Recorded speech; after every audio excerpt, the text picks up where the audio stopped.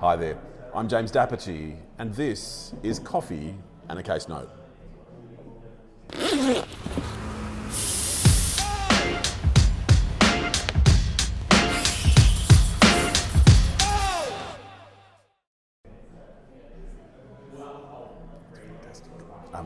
Team, today we're going to talk about a company, we're going to talk about some plaintiffs, we're going to talk about some defendants. Now this company is a fairly specific form of company, and its chief asset is lights that go off after you start recording a video and you have to go turn them back on again.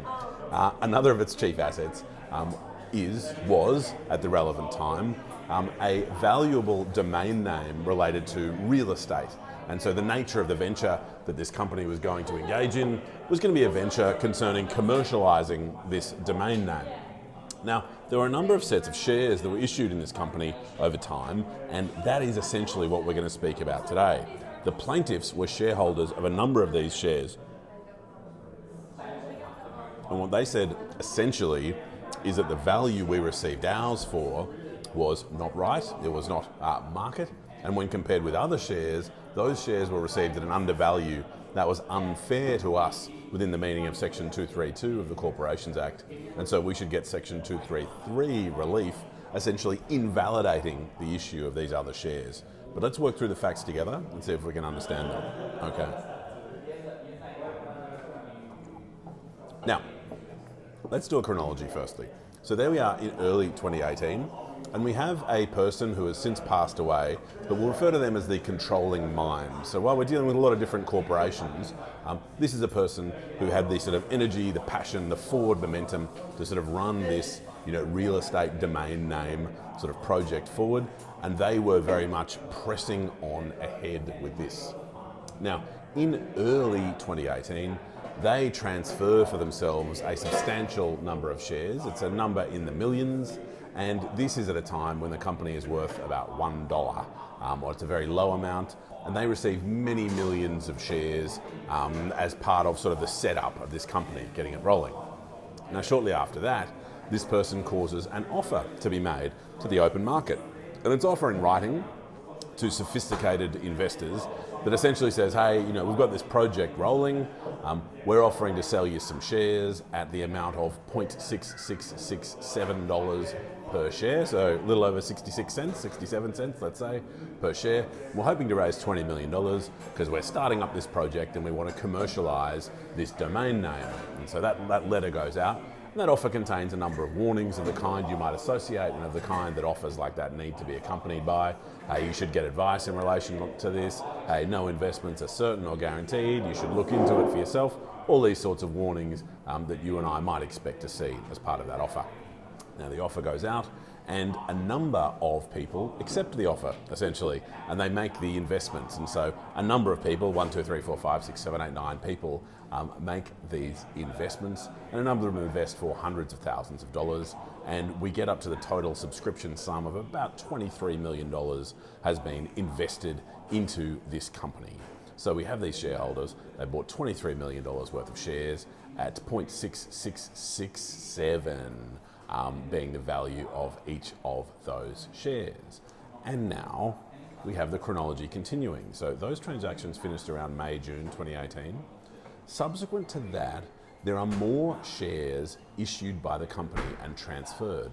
And almost all of those transfers are at a value of 1 cent, of 0.1 cent or $0.0001, or up to about a value of about $0.02, about 2 cents. And so there are various issues made of these sorts of shares. Some of them are made to consultants and directors, essentially in acknowledgement of perhaps the expertise they've added or the connections they've had or the value they've given to the company. Some of them are made pursuant to options that were granted by the company. In fact, one of the big transfers is made by a company who's controlled by the controlling mind, this natural person, who's sort of running this project.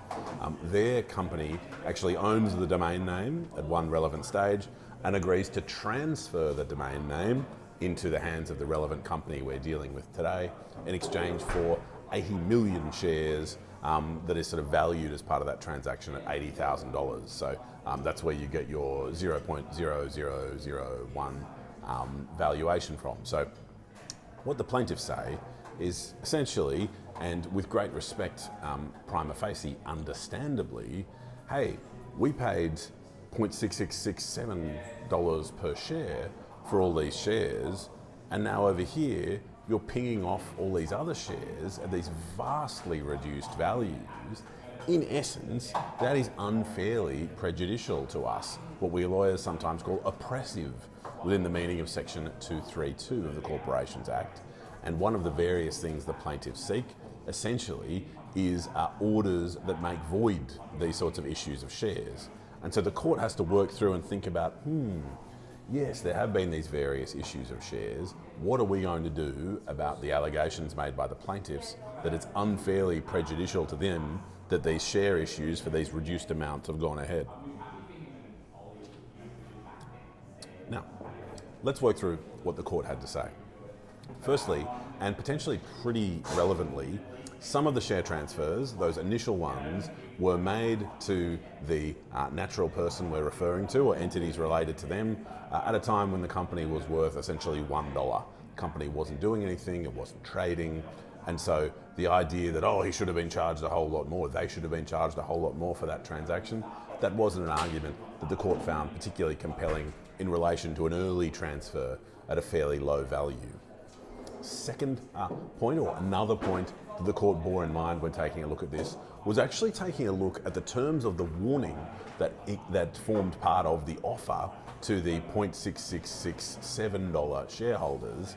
They were sophisticated clients. It was suggested that they go get advice. They were advised that there were risks arising and these sorts of things. And so the court took some solemn implications arising from the nature of this offer made there and said, yeah, well, it is pretty material that you've had this pretty serious warning issued about the risks that arise from investing in this type of venture. Thank you so much. And so those warnings were relevant to what the court found.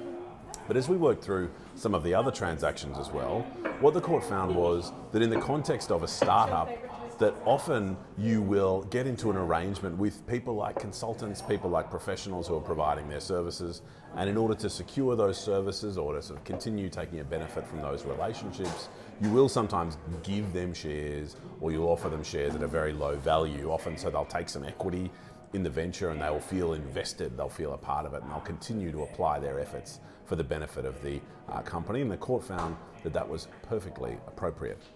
In relation to the shares that were transacted as part of the options, where there was an option to purchase shares for that 0.01 amount, what was interesting was that the court did find, that satisfied the Section 232 test for unfairly prejudicial conduct.